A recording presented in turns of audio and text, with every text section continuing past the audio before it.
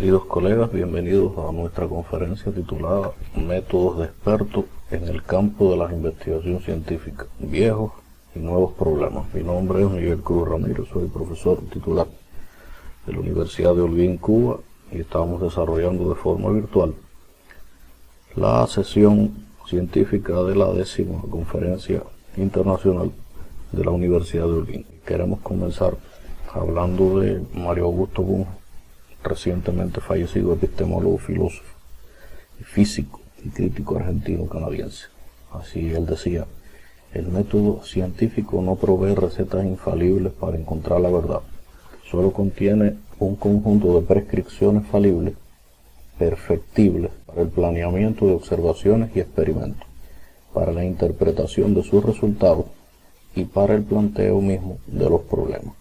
Es, en suma, la manera en que la ciencia inquiere en lo desconocido, subordinadas a las reglas generales del método científico, y al mismo tiempo, en apoyo de ellas, encontramos las diversas técnicas que se emplean en las ciencias especiales. La ciencia es, pues, esclava de sus propios métodos y técnicas, mientras estos tienen éxito, pero es libre de multiplicar y de modificar en todo momento sus reglas en aras de mayor racionalidad y objetividad. Corría el año 1960 y estas palabras de Bunge tienen plena vigencia.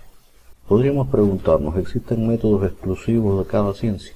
Aquí tenemos, por ejemplo, el test psicométrico, las sumas trigonométricas, método clínico, prueba pedagógica y el PCR. Por otro lado tenemos las ciencias, tenemos la pedagogía, la medicina, la biología molecular, la matemática y la psicología, y uno se pregunta a qué ciencia corresponde cada uno de estos métodos y si es exclusivo o no de cada uno de ellos. Aquí tenemos que el test psicométrico, obviamente, para el caso que tenemos aquí, es del campo de la psicología. La suma trigonométrica, que fue creada por el matemático ruso Vinogradov en el mundo de la teoría de los números, pues pertenece a las matemáticas. Tenemos el caso del método clínico, que es un método de la medicina, la prueba pedagógica, que es de la pedagogía, y bueno, la reacción en cadena de la biología molecular.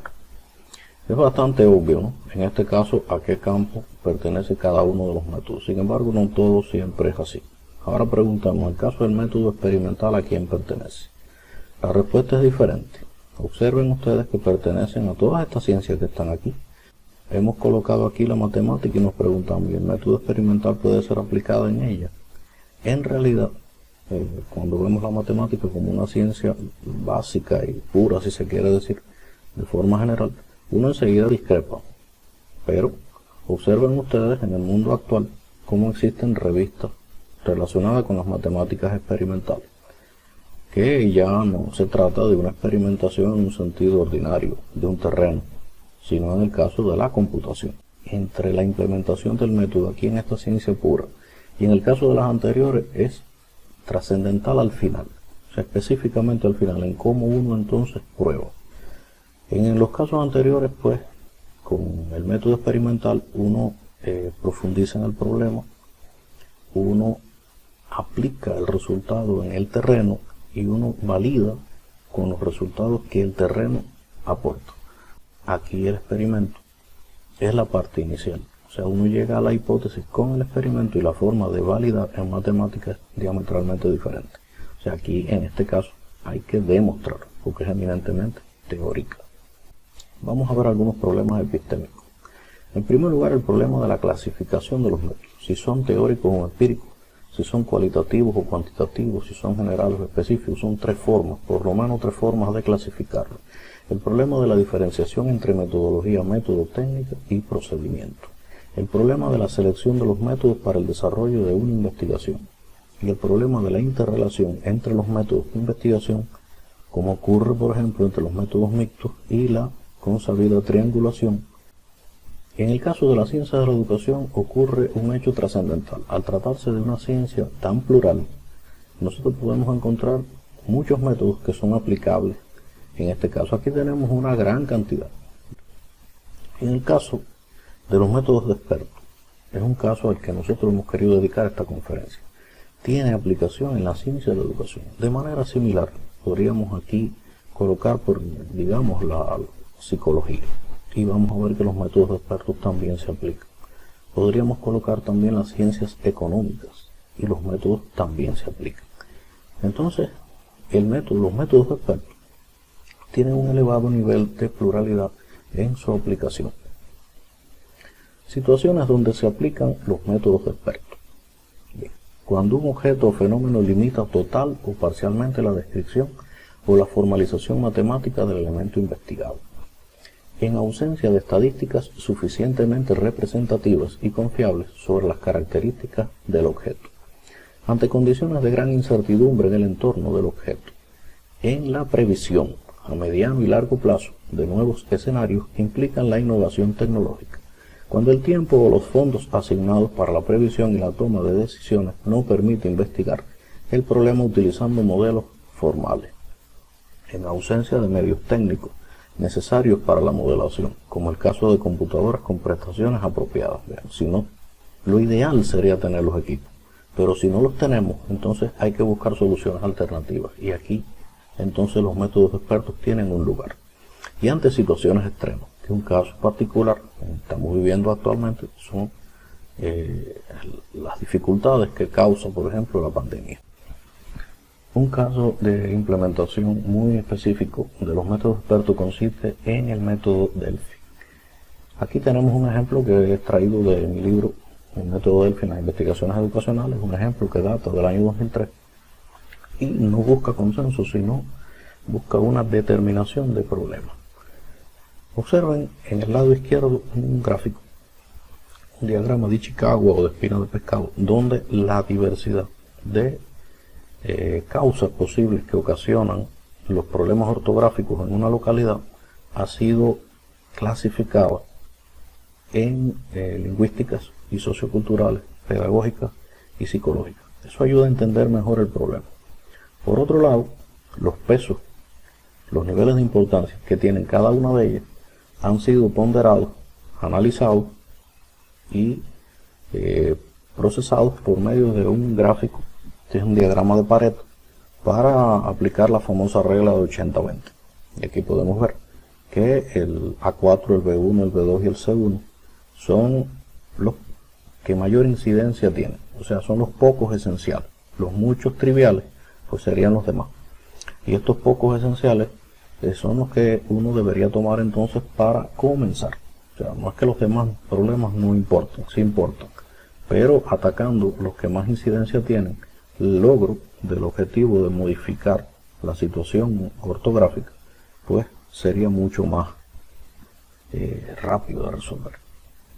Algunos aspectos medulares relacionados con los métodos expertos, y queremos ver aquí los viejos problemas.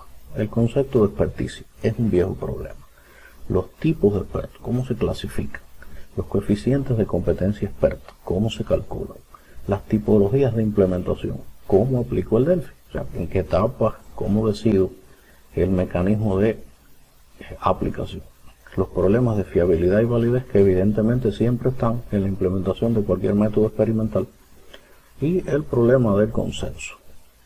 Para conceptuar la experticia, queremos traer el siguiente concepto, que es uno de los más conocidos en la actualidad. La experticia se desarrolla lentamente, es muy importante, no es rápida, es lenta, y se caracteriza por una base de conocimiento amplia e integrada, modelos mentales sofisticados y un dominio que guía la resolución de problemas y el pensamiento crítico, habilidades procesales altamente automatizadas, habilidades excelentes de monitoreo dentro del dominio. Este es un trabajo de Rowe del año 2006 y tiene plena vigencia en la actualidad. Estos 4 elementos son muy importantes para conceptuar en qué consiste ser experto. Preeminencia del juicio colectivo sobre el individual. Esta es una base epistémica que fue establecida hace muchos años. En realidad, que pueden ver unos artículos y un informe de investigación, en particular la predicción de los eventos de Prediction of Social and Technological Events, que sería la predicción de eventos tecnológicos y sociales. Y por acá tenemos On the Epistemology of the Exact Science. Este es un clásico, este es un resultado obtenido en la Rand Corporation en los Estados Unidos por Olaf Helmer, uno de los creadores del método Delphi. Como elemento sustancial de la base epistémica del método de criterio de expertos sería en la tesis de que el juicio colectivo nunca es inferior al juicio individual. Características que tipifican al método Delphi son 5. La existencia de un panel de expertos y un grupo coordinador de la parte humana. Y entonces en la parte metodológica tenemos 4 elementos: proceso iterativo de los tests, anonimato, feedback controlado y respuesta estadística del grupo. Los orígenes del método Delphi se remontan al año 44, con trabajos que se encargaron por parte de Henry Harold Arnold a los investigadores relacionados con la previsión de cuáles serían las tecnologías que habría que desarrollar para el futuro en el mundo militar. Aquí en la izquierda tenemos a Olaf Helmer, ya fallecido, que es un lógico alemán-estadounidense, que es cofundador del Instituto para el Futuro, ya fallecido, decía, pero en el lado derecho tenemos otros dos de los precursores, que es Ted Gordon, aún vivo, y Nicole Reschen, que aún vive. Yo quiero agradecer para esta conferencia la aportación de esta foto que tuvo la amabilidad el señor Ted Gordon de enviarnos. Aquí dice: doctor Ramírez, tengo una foto de Olaf Helmer, el cual estoy adjuntando, pero ninguna de Norm Delki. En la foto adjuntada, Olaf es el hombre que está en el medio, o sea, el de las gafas, y yo estoy en el lado derecho fumando una pipa, y Hans Goldnich está sentado. Bien, aquí pueden ver a estos 3 héroes de este mundo de la experticia. El juego que está en el fondo fue patentado en el año 1969. Eso que se está viendo es una imagen a gran escala, pero fue un juego hecho para el Kaiser Aluminum and Chemical Company por esos tiempos. La denominación Delphi, que muchos se la atribuyen a Abraham Kaplan, un filósofo norteamericano que en esos tiempos era empleado de la Rand Corporation. Ahí tenemos las ruinas del oráculo de Delphi. Y tenemos una imagen, un lienzo de John Corey, de la sacerdotisa de Delfos. Una historia bonita que no hay tiempo para explicar aquí. Pero bueno, si se cuenta, este es el oráculo del dios Apolo. En el Zeus, en el inicio del mundo, soltó 2 águilas. Las águilas se cruzaron en el centro del mundo. Ahí estaba el Onfalos, y dejó caer una piedra, entonces, que era el centro del universo. Bueno, ahí se erigió un oráculo que la serpiente Pitón lo cuidó. El dios Apolo derrotó a esta serpiente y tomó el oráculo para sí. Y desde entonces, bueno, pues se designó una pitolisa que se sentaba sobre un trípode, se reclinaba y respiraba unos gases alucinógenos. Se cree también que masticaba hojas de laurel, entraba en trance y entonces balbuceaba algunas palabras inentendibles que otros sacerdotes traducían como respuesta de Apolo a las solicitudes de predicción del futuro que otras personas hacían.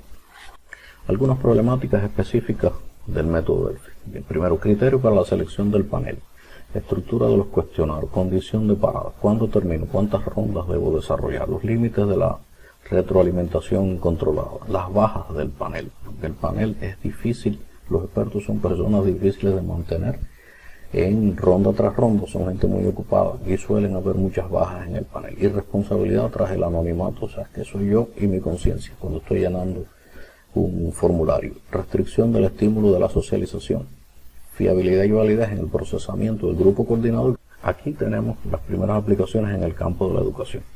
El uso de la técnica Delphi en problemas de innovaciones educativas. Es un artículo escrito por Olaf Helmer en el año 1966 y realmente se comunicó como uno de los documentos clasificados de la Rand Corporation. Este trabajo se hizo mucho antes, pero se desclasifica en 1966. Y quiero significar lo siguiente. El autor comienza diciendo: la bien llamada técnica Delphi es un método. Entonces hoy se discute sobre si es una técnica o sobre si es un método. Estamos en presencia de uno de sus creadores más primarios y él mismo lo llama de las 2 maneras en la misma primera línea de este documento. La primera clasificación del método Delphi tiene 3 variantes. Está el clásico, está el de toma de decisiones, está la política Delphi. Esto fue desarrollado por Murray Tudor y Harold Adrian Liston Ellos en este libro, que es una compilación, señalan en un artículo de ellos mismos al principio que dice que el Delphi puede caracterizarse como un método para estructurar un proceso de comunicación grupal, de modo que el proceso sea eficaz al permitir que un grupo de individuos en su conjunto se ocupe de problemas complejos. La política Delphi es propuesta por Tyrov en 1975. Él decía que la política Delphi es un tipo de enfoque del método Delphi donde se busca una decisión de tipo político. O sea, ¿qué es lo que debería hacerse? Por ejemplo, una empresa piensa hacia el futuro expandirse. Entonces, ¿cuáles serían los lugares más apropiados donde debería expandirse? ¿Con qué nuevas empresas debería establecer convenios? ¿Qué perspectiva debería tener de su imagen comunicacional? La imagen corporativa, ¿la debería cambiar? Estas son políticas, son cosas que debe tratar la empresa hacia adentro para después proyectarse hacia afuera.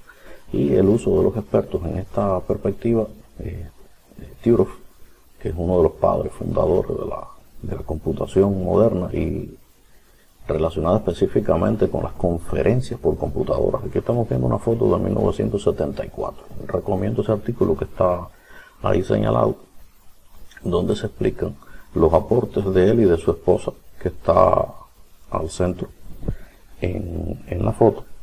Junto a él, ellos se esforzaron mucho por buscar financiamiento para investigaciones relacionadas con las conferencias por computadora. Y por eso hoy podemos decir que son precursores de este importante campo de la investigación. Muy importante, la diversificación del método Delphi ha sido amplia. Hay Delphi argumentativo, modificado, de decisión, online, clásico, político, Delphi tecnológico, desagregado, en tiempo real. Esta es una pequeña ejemplificación tomada de Jason y King. Realmente es muy amplia la que hay en la actualidad.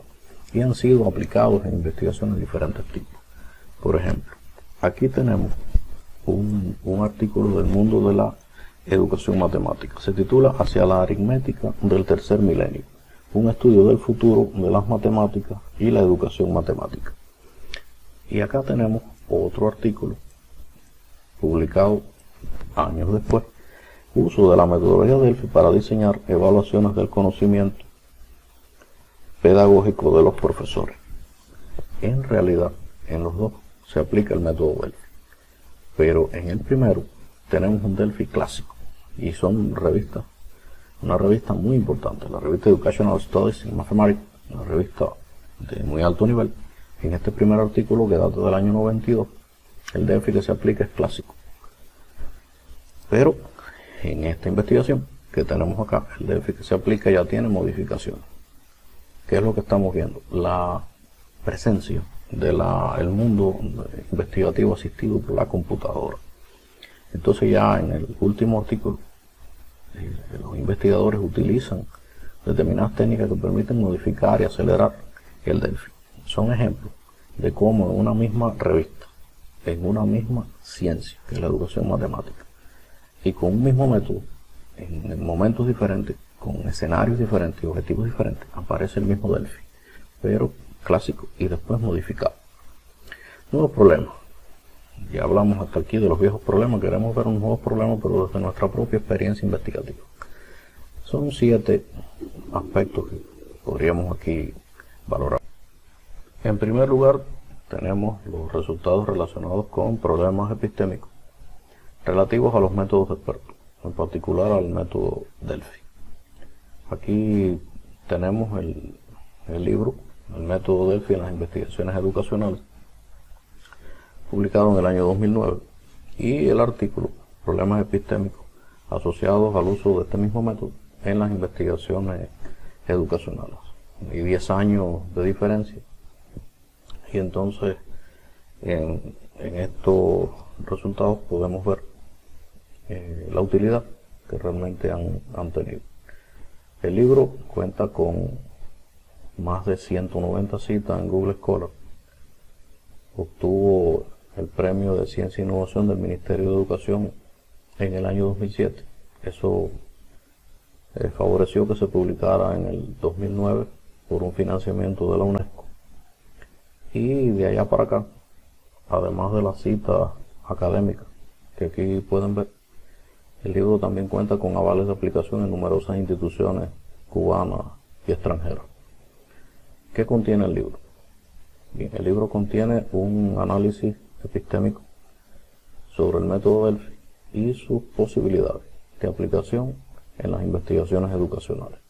El artículo al que me referí, de la autoría de Crespo y mía, es un artículo que todavía profundiza en nuevas lagunas que existen relacionadas con la implementación de este método en las investigaciones educacionales. Preguntémonos, por ejemplo, ¿el Delphi valida?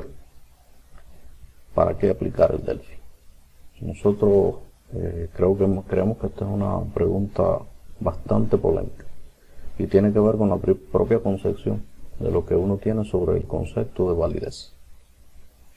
Por otro lado, tenemos resultados más bien orientados hacia los índices de competencia experta. Hay un índice que nos interesó mucho por el nivel de aplicación que tiene en el país desde hace alrededor de 20 años. Es el índice llamado coeficiente K, coeficiente de competencia experta K. Aquí los resultados aparecen en sendas publicaciones, una del año 2012 en la coautoría de la profesora Martínez Cepena y yo, y otro artículo también nuestro del año 2020. El primero orientado hacia la investigación sobre ese índice de competencia. Fue logrado investigar su origen verdadero. El origen tiene que ver con un artículo publicado por Lev Smirnov y Gennady Dubrov en el año 1972. Desafortunadamente, investigadores cubanos y extranjeros citan otra fuente y no van al original. Esta es la original. Nosotros logramos desarrollar un estudio de orden bibliométrico y obtuvimos la fuente original y pudimos ver también cómo evolucionó cita tras cita. Aquí tenemos la tabla que se usa frecuentemente. Es fácil observar que tanto la fila como las columnas de esa zona que sombreado ahí son iguales, los valores contenidos. Por tanto, es indiferente, insensible el instrumento al marcar cualquiera de esos números que están ahí. En conclusión, da lo mismo marcar alto, medio que bajo para cualquiera de los indicadores que están ahí. Si es así, entonces los indicadores esos están de más. Eso es obvio, con solo explorar brevemente la tabla. Sin embargo, todo el mundo lo usa. Nosotros pensamos diferente y por eso nos dedicamos a hacer un estudio donde en primer lugar refinamos esa escala y en segundo lugar logramos calcular con base en más de 50 investigadores participantes los pesos que podrían ser útiles para establecer un punto de corte, el cual establecimos en 0,75. Ese estudio cuenta con varias referencias de allá para acá. Por esta parte tenemos investigaciones relacionadas con las diferencias perceptivas acerca de la naturaleza del método Delphi en las investigaciones educacionales. Se trata de dos artículos publicados en la revista Luz en el año 2018 y 2019 y un trabajo que está por aparecer en el próximo número y ha sido aprobado en la revista Pedagogía Universitaria del Ministerio de Educación Superior. Todos estos resultados tienen que ver con la percepción subjetiva del Delphi como método. Bien, si nosotros establecemos una escala cualidad-cantidad y una escala empiria-teoría y establecemos sobre esa escala un eje real, nosotros podríamos pensar si algo es más cualitativo que otro o algo es más cuantitativo que otro, en la posibilidad de ubicarlo sobre ejes. Y si es posible hacerlo así, entonces al establecer el producto cartesiano de ambos ejes podríamos pensar en un plano. Ese es el plano que hemos dispuesto aquí, que presenta una síntesis de la percepción colectiva de los diferentes métodos, que en este caso es una escala desde -5 hasta 5 y no es muy refinada. O sea, la escala todavía se puede refinar más y los resultados se pueden perfeccionar. Hay muchos problemas detrás de todo esto. En primer lugar, el solo hecho de plantear ese continuum subjetivo y ubicar desde empiria a teoría como si fuera un eje real, eso es discutible. También es discutible teniendo dos continuos, o sea, aceptando que los dos continuos existen y la posibilidad de intersectarlos como un producto cartesiano. No tiene por qué ser, porque entonces estaríamos suponiendo que los ceros son coincidentes en un lugar y no tiene por qué ser. Entonces, nosotros hemos supuesto, aceptamos todas las desventajas que podría tener no contar con una justificación epistémica de eso plenamente. Pero lo que sí hemos encontrado son resultados muy interesantes aceptando esos presupuestos epistémicos. Por ejemplo, aquí tenemos el Delphi ubicado en una zona que es predominantemente cuantitativa, esa sería esta dimensión, y otra dimensión horizontal nos diría que es predominantemente empírico. Ahora podríamos comparar, por ejemplo, es empírico, pero es menos empírico que la encuesta estructurada, que el cuasi experimento y que el preexperimento. Es cuantitativo, pero es menos cuantitativo que los métodos estadísticos. Si lo comparamos con la modelación es más cualitativa y es más teórica. El Delphi es muy cuantitativo y más empírico, al menos así lo ven los investigadores. Esta visión es bastante, existen bastantes elementos aquí que nos permiten apostar, porque este tipo de método para evaluar el posicionamiento subjetivo de los métodos de investigación es viable para profundizar en la epistemología de ellos. Por ejemplo, la triangulación, obsérvese que está muy cerca del origen de coordenadas. Es una especie de búsqueda de integración metodológica. Por eso es que tiene sentido que esté cerca del origen de coordenadas. Y también nos permite ver que los investigadores perciben los métodos de manera diferente. Pero incluso el Delphi se percibe de manera diferente entre diferentes investigadores. Esto que está viéndose aquí es en realidad lo que cada uno de los investigadores de una muestra estratificada en investigadores que son doctores y en investigadores que son másteres, nosotros logramos ver que la forma de percibir este método por esos dos estratos dentro de la población, la muestra que hemos tomado fue diferente. Lo que no logramos encontrar diferencias significativas estadísticamente, pero sí encontramos diferencias y las logramos caracterizar. En estos otros estudios hemos encontrado tendencias evolutivas del método Delphi en publicaciones de alta visibilidad. En el año 2018 salieron a la luz estos dos artículos que son publicados en revistas de Scopus. En ambos se observa que tanto en general para toda la base de datos como en particular para las ciencias médicas, el desarrollo ha sido exponencial. Un elevado nivel de desarrollo de las publicaciones en el campo de las aplicaciones del método Delphi, en particular a la medicina. Las redes cienciométricas fueron identificadas y también logramos caracterizar algunos colegios invisibles que han ido apareciendo. La cienciometría los hace visibles, ellos son invisibles en el sentido de que no están formalizados, no existen en el sentido de tener tal vez un nombre, una institución que los ente, pero sí hay colaboración y sí hay temas de investigación puntuales donde un grupo de investigadores, aunque no trabajen juntos, trabajan en una dirección y se citan entre ellos. Y lo otro importante que encontramos fue el hecho, que puede verse en la gráfica que está debajo, que el trabajo colectivo e interdisciplinario ha ido predominando y ha ido ganando espacio desde el punto de vista diacrónico año por año. Un único autor, esa es la línea roja, observen que va decreciendo. 2 o 3 autores, esa es la línea verde y se mantiene más o menos estable en el tiempo. Pero la línea azul es la línea que cuenta la cantidad de 4 o más autores entre los diferentes artículos.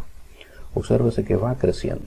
Por tanto, la tendencia en la actualidad es a que los métodos, el método Delphi, cuando se investiga tanto en su aplicación como en su epistemología y su caracterización, las investigaciones tienden a ser cada vez más plurales, más participativas y más interdisciplinarias. Otro aspecto relevante que encontramos en estos estudios fue analizando las palabras clave. Por supuesto, el del método Delphi aparece ahí en el centro. Hay 3 elementos. Aquí está la triada clásica, que es el consenso, el Delphi de decisión y el Delphi político. Murray y Linston, ya hablamos anteriormente, que establecieron que esos eran los 3 tipos de Delphi. En ese momento hoy podemos ver que son elementos que están muy cerca. Por tanto, son permanentes y la búsqueda de consenso se mantiene, pero han ido apareciendo nuevos campos de investigación, que es lo que queremos ver aquí. Por ejemplo, una amplia difusión de investigaciones relacionadas con las ciencias médicas y de la salud, investigaciones muy específicas. Él, aunque separado, pero muy puntual en las investigaciones relacionadas con la aplicación de los métodos difusos, sobre todo los Delphi para la toma de decisiones en la actualidad. Y para el caso que nos toca en el mundo de la educación, el desarrollo impetuoso de un nuevo tipo de Delphi que nosotros hemos denominado Delphi de evaluación. Ese es exactamente el que solemos aplicar en las investigaciones educacionales. Yo no aplaudo básicamente la idea de decir que sea para validar, pero sí para buscar argumentos en favor o en contra, para perfeccionar, para lograr tener elementos de juicio sobre qué pasaría si se aplicara. Por eso preferiría términos tal vez como pertinencia, viabilidad, factibilidad, en un contexto específico de la aplicación del método Delphi, no propiamente dicho para el concepto de de validación. Me parece un poco más cuantitativo, más cercano al positivo. Por acá tenemos resultados relacionados con la exploración de nuevas aplicaciones del método Delphi en estudios prospectivos y cienciométricos. O sea, aquí la idea es dónde podríamos aplicar el Delphi que no haya sido necesariamente aplicado. Un caso importante que vimos al principio consistía en la aplicación del Delphi en escenarios que son completamente nuevos, con situaciones coyunturales difíciles.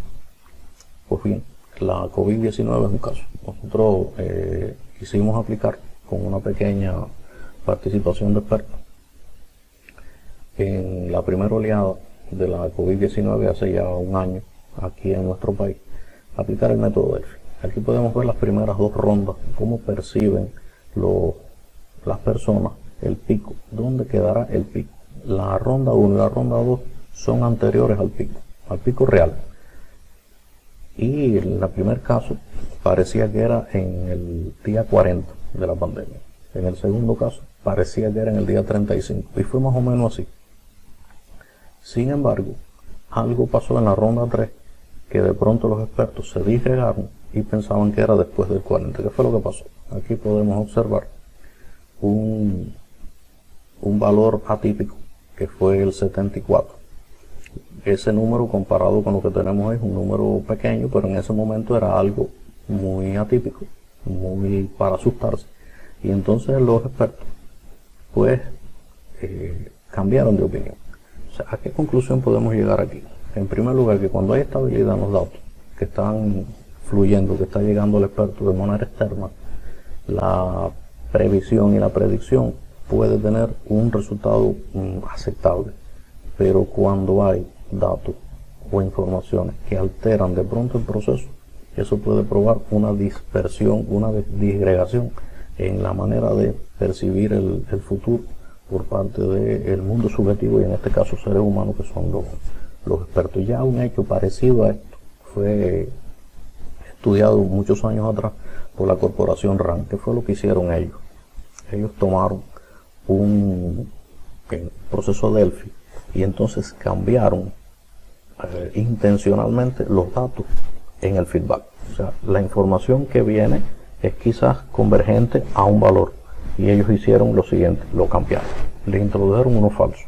¿Y qué fue lo que pasó? Se alteró de pronto en el próximo resultado la curva que ya venía convergiendo a un valor y se produce una dispersión. Sin embargo, observaron que después que pasaron otras rondas más, el proceso se volvió a estabilizar y llegó a una convergencia de criterios.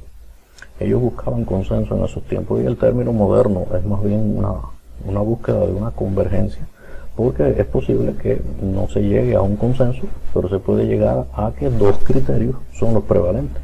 Y bueno, entonces después quedaría para los decisores tomar la ventaja de la tenencia a mano de esas dos versiones y tomar la decisión de cuál de las dos que se va a implementar. O sea, no tiene por qué ser una sola decisión.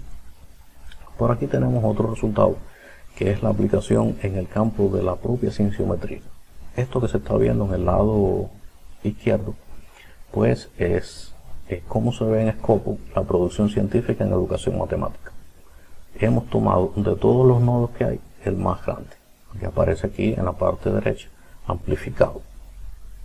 Nosotros estudiamos por dentro de ese nodo y encontramos que tenía 9 clústeres. Para cada uno de ellos logramos realizar una caracterización y entonces desde el punto de vista de cuáles son los autores y cuáles son sus temáticas de investigación particular y desde el punto de vista de las palabras claves que iban apareciendo en los artículos que publicaban, la pregunta es la siguiente. Desde el punto de vista cienciométrico se pueden establecer muchos indicadores que ya existen, incluso seguir determinadas leyes, todo eso está bien, pero el problema que nos interesó es ver esto por dentro. ¿Qué pasaría si nosotros nos preocupamos por averiguar el contenido de cada uno de estos clústeres?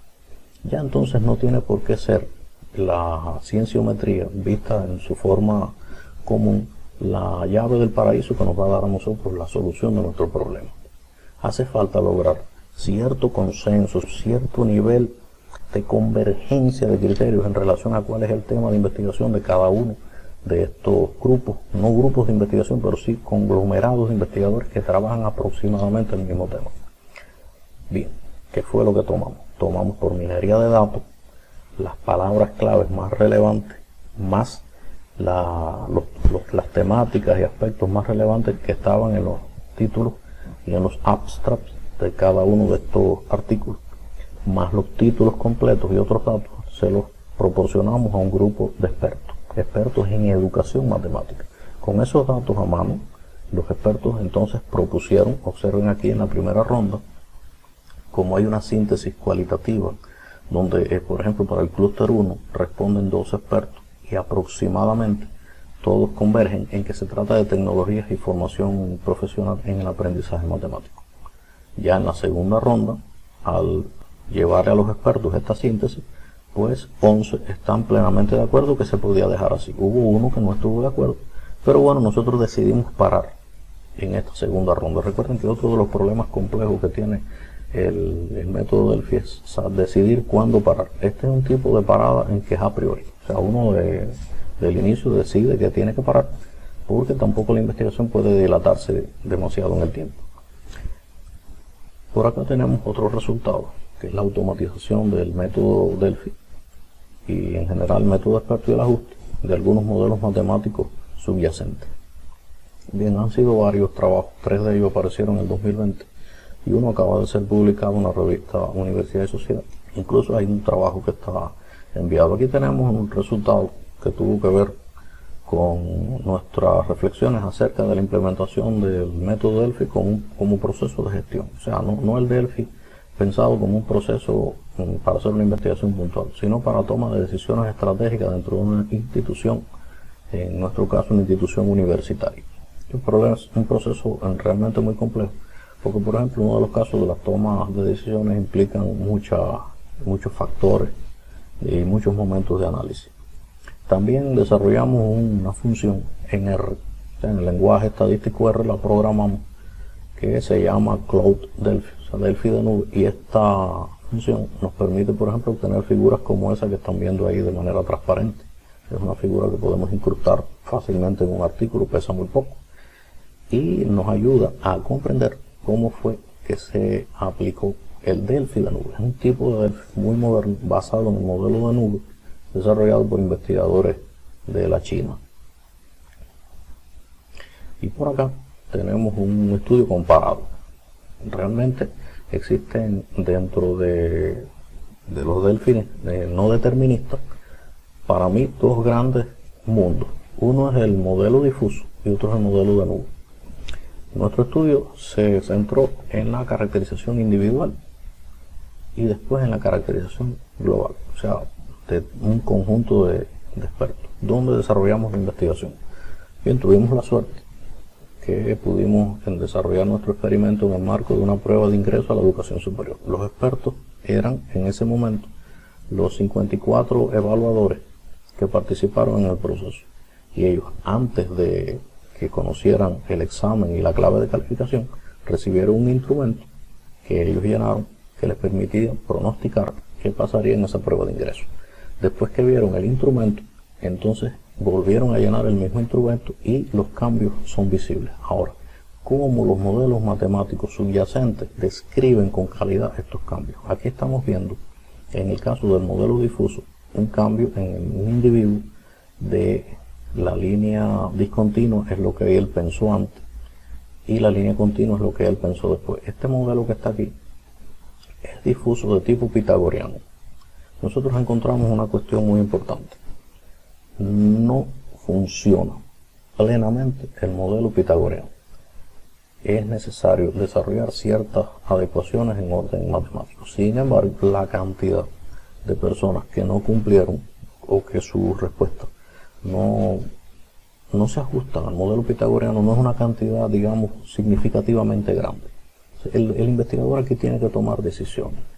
O cambia el modelo, porque lo que no puede hacer es cambiar la opinión de los expertos, o desecha esas opiniones bajo la aceptación de que la cantidad de opiniones que no se ajustan al modelo no es representativa, no es muy grande, y entonces, bueno, triunfa lo práctico sobre lo deseable. que sería aprehender toda la cantidad de expertos que hay.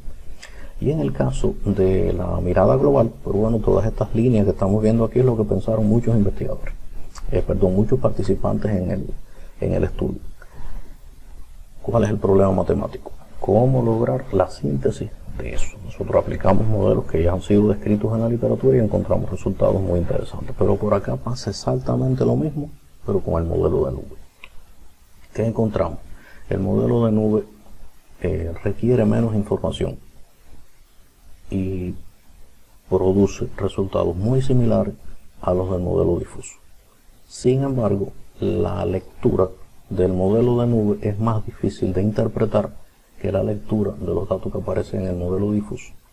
Y por tanto hay aspectos favorables, aspectos desfavorables, ventajas, desventajas. En eso consiste el paralelo. Y el estudio, bueno, versa sobre esas cuestiones. Y por acá tenemos un estudio bibliométrico sobre los métodos expertos en investigaciones doctorales cubanos. Estamos hablando de una muestra de 1000 tesis doctorales cubanas del mundo de las ciencias pedagógicas y la ciencia de la educación. Se trata de la tesis doctoral de uno de mis aspirantes, donde la muestra que él ha seleccionado es bastante cercana a la producción científica que ha habido desde 1995 para acá en materia de defensa de doctorado en Cuba. De hecho, es la tercera parte de las tesis doctorales defendidas por cubanos en Cuba. Encontramos más de 190 métodos de investigación descritos en la introducción, con denominaciones dispares y diversas. Después de hacer un estudio minucioso de cada uno de ellos y de tratando de normalizar un poco la información, logramos quedarnos con estas que están aquí, que son en total 29. Bien. Las clasificaciones. La clasificación más estable que hay, la mayor difusión en Cuba, es empiria-teoría. Y también están los no definidos. O sea, en muchos casos ponen los métodos estadísticos fuera de los empíricos y los teóricos. Es obvio, porque en empiria-teoría estaríamos viendo los métodos que son predominantemente del mundo de la educación, aunque puedan ser de otra ciencia, pero tienen sentido incorporarlo. Y la estadística es una ciencia que es de la matemática. Por eso, al ser de otra ciencia más separada, más pura, ellos lo ven aparte. A mí me parece que esto es muy interesante porque fíjense, en el caso de la triangulación también aparece fuera. O sea, ni lo ven empírico ni lo ven teórico. O lo ven de las dos maneras o lo ven fuera. Esa es la cuestión que encontramos y no son pocas, son 246 tesis doctorales donde esto ocurre. Ahora, ¿qué pasa con el método de experto? 676 ocasiones, tesis doctorales de las 1000 donde se aplica. Es un % elevado, o sea, casi un 70% de las tesis doctorales emplearon los métodos de expertos. ¿Qué nos llamó la atención? Que en la mayoría de las ocasiones se refieren exactamente al Delphi. Hay otros hallazgos también. Por ejemplo, se aprecia un bajo nivel de normalización en las denominaciones. Observen, por ejemplo, que sistémico, sistémico estructural funcional, análisis sistémico y enfoque de sistema se refieren incluso a la misma fuente, al mismo método. Las razones de implementación redundan en la búsqueda de pertinencia, validez, factibilidad y viabilidad. El binomio pertinencia-factibilidad corresponde a la última década. El método Delphi suele estar presente junto a los métodos de encuesta y estadística principalmente. El método Delphi ha sido confundido en no pocas ocasiones con el método de criterio de experto. Incluso ha sido clasificado como un método estadístico, lo cual para nuestra mirada, la nuestra personal, es algo erróneo. Conclusiones finales de esta exposición. En primer lugar, el desarrollo de los métodos de expertos ha estado marcado por una notable pluralidad de modificaciones, adaptabilidad y diversificación de uso. Muchas investigaciones han demostrado la utilidad de estos métodos para estudios prospectivos, con extensiones hacia procesos de exploración y evaluación. Las aplicaciones en el campo de la educación han mostrado efectos positivos, pero queda mucho camino por recorrer en relación a sus adecuaciones técnicas y fundamentos epistemológicos. Muchos de los viejos problemas han sido reformulados, mientras que nuevos problemas han ido surgiendo con el paso del tiempo.